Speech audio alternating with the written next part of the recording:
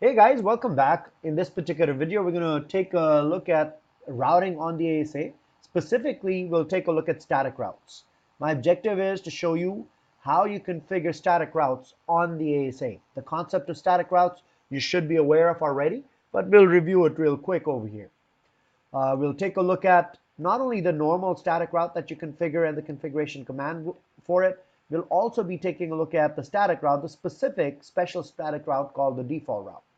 Again, the configuration commands, how do you verify it? We'll do a lab that will set up the entire topology using static routes based on the previous lab, where we have already done the IP configuration on the interfaces. So what is static routing all about? Basically, static routing allows the administrator to configure what? The device, in our case the ASA, so that it knows about remote routes. In order to do the static route commands on the ASA firewall, you use a command called route. As I explained in the previous video, when you go onto a router like a Cisco router, it had the capability initially to run routing for IP, IPX, AppleTalk, different type of routed protocols. Now, because you had these different type of protocols, when you wrote a command, you needed to make a distinction between the command as an IP command versus an IPX command versus an AppleTalk command. On the ASA firewall, you don't have any of those routed protocols. In terms of the firewall, it only supports IP. So there's no need to make a distinction between IP and IPX. So the command over here, most of the commands, like we have already seen the show route command, it's missing the IP in the middle. Similarly over here, rather than typing in the IP route command that you do on a router, here we're going to be using the route command to set the static route. So the administrator will create the static route because he knows about the entire topology. You don't want to run a dynamic routing protocol which communicates with the other router about its routes. I want to do it manually. Although it is something that does not generate any overhead on the network, it is not suitable for a large or a dynamic environment where you have a route added into your network on a regular basis, or it's a large network where you need to keep up with the large routing environment that you have. Not only that, if a route goes down in this case, you would need to manually either take the route down, or you might have a route to forward the traffic to the next stop even though the route is down. All right, those are the pros and cons of static routing. Nothing new over here except for that we don't use the IP route command to do it. Here we use the route command to do it. There are subtle differences in the command. Let's take a look at them. So in the normal IP route command on the router, we use the command as IP route followed by the destination network. Let's say we want to get to 10.1.1.0. We would put the mask followed by the next hop. Let's say in our case 10.11.11.1. Now the same command on a ASA firewall is a little different. First of all, it starts with a route command followed by the exit interface, the interface that I'm going to use to go towards this particular network. So in this case, I would specify the name of the interface. Again, as I've been telling you all along, further commands that you configure after you have configured the name of the interface will point to the name of the interface. So I'm basically saying I want to do a route, I want to create a route towards the 10.1.1.0 network whose mask is 255.0.0.0, which will be reachable via the inside interface. So this is your exit interface over here, and this is your next hop, right? Very similar to the way you do the route command on a Cisco router, with the difference that you do have this additional parameter called the exit interface that you need to specify. Other than that, it's pretty much the same. You're missing the IP command. I told you why you're missing the IP command at the front. So this destination, this mask, the exit interface, and the next hop. That's how you do it. Now, similarly, we have a default route. What does a default route take care of? If you have a large routing table and all the traffic for a particular router exits from a specific interface towards a specific next hop, I can use a special destination address in my route command. On a router, it used to be IP route 0000 and the next hop is let's say 192.1.20.2 in my case, which is router 2. This is how you would do it on a router. Now, if it's a it's an ASA firewall, the same thing. Route 0000 and the next hop. Oh, one small little thing, exit interface. And so in my case, route outside, because it's an ASA, 0000, couple of zeros, the network, the mask, and the next hop. So basically, it's a static route with a special destination address and a destination mask. Now, one of the things that you can do on a ASA firewall is you can abbreviate the zeros. Let me show you that in the command, the syntax section over here.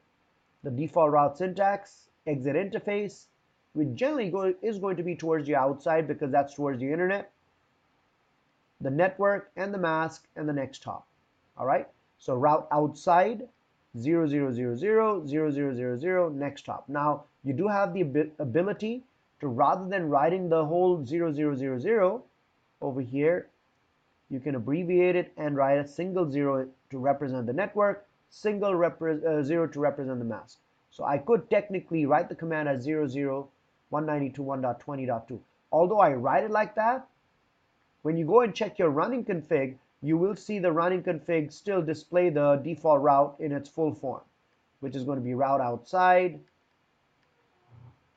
0000 and the next hop. So the whole thing will be there. It would not abbreviate it in the running config. You'll see the full form over there. All right. So that takes care of the syntax of it, some verification commands. You can do the show run route command, shows you all the routes that you typed in your running config. Show route is your routing table, ping to verify the connectivity if it's there or not. So based on that, I'm going to be doing a lab. We have already configured the IP addresses on the interfaces in the last lab, where I configured this as 4.4.10, 3.10, 10.11.11.10, and 192.1.20.10, and we verified reachability to the directly connected interfaces. So that part is already done. Let's go ahead and verify that first, and then we'll go ahead and do the lab. So let me bring up my ASA firewall over here. Show interface IP brief. If you guys remember the command to check the interfaces, let's check connectivity. This is my outside router, router 2 again. You should have the PPT, so you should be able to see the what do you call it? The topology. So 20.2 is my next hop. Let's go ahead and check that. Can I ping it? Pingable. 10.11.11.1, which is the inside router, router 1. 192.168.3.3, which is router 3 on the DMZ3, and 4.4 on DMZ4. So all my directly connecteds are reachable. You can do a show route to check the route, just like a routing table. It shows you the connected route. That's the actual network on the inside network, and then the actual address of that, the local DL interface on that particular network. So based on that, we'll be doing the lab to see if I can establish connectivity to some other routes in this topology. This lab builds on the basic initialization lab. That's what I was showing you right now. Configure static routes on the ASA to provide it reachability towards the loopback networks behind the surrounding routers. Configure default gateway or default route on router on the ASA towards R2. Configure static routes on the ASAs towards the 10xx networks behind R1, R3, and R4. Ping these networks to verify the reachability. So basically what I'm going to do, if you take a look at your topology, all the 10 networks is what I'm going to create the routes for behind R4, this guy, these two routes over here. And then towards the outside, I am going to point a default gateway towards him. So I should be able to reach all the networks over here with the default gateway. So let's go ahead and take a look at if that works. So I will go over here. I'll start with the inside networks. What do I have on the inside? I have 10.11 is directly connected. I have 10.1, 10.10, and 10.20.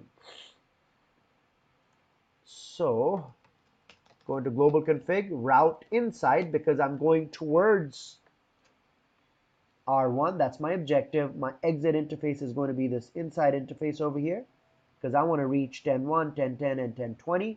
The next hop is going to be 10.11.11.1.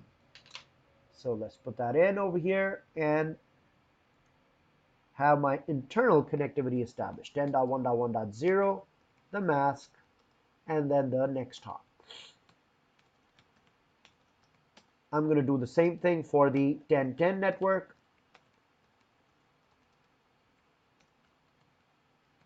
Through the same next hop, and the same thing for the 1020 network.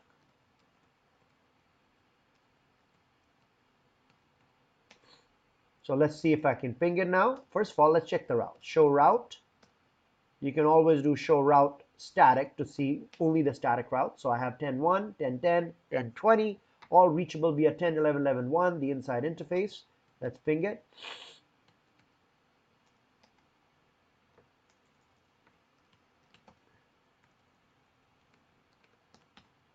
There you go. Reachability is there. We've done that.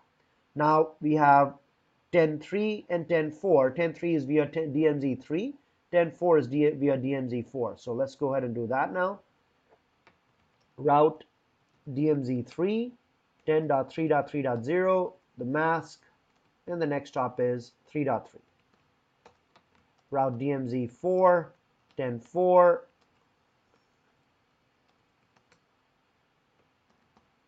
4.4. Let's ping those. There you go. Show route static. Now the two routes come in from 10.3 and 10.4. The last one was the default route that the lab was asking. Configure default route towards ASA2. ASA2 in our case is 192.1.20.2. So what I'm going to do over here is I'm going to do the abbreviated version of it so you guys can see it. 0 for the first 0. This represents this set of zeros, default gateway. Second 0 for the mask, and the next hop. Show route, and you shall see the default route at the top. Or you can also do show route static. Should show you the default route at the top. And I can now ping 199.111, 200.111, or 10.2.2.2. These are 3 loopbacks behind R2. And that's this particular one. We did the ping. 10.1, 10.10, 10.20, 10.3, 10.4, and the default gateway. And the pings, we tried all of the pings. They worked. All good. Done with the lab. So this is the static routes. Among these static routes, generally on the ASA, you would probably do the default route.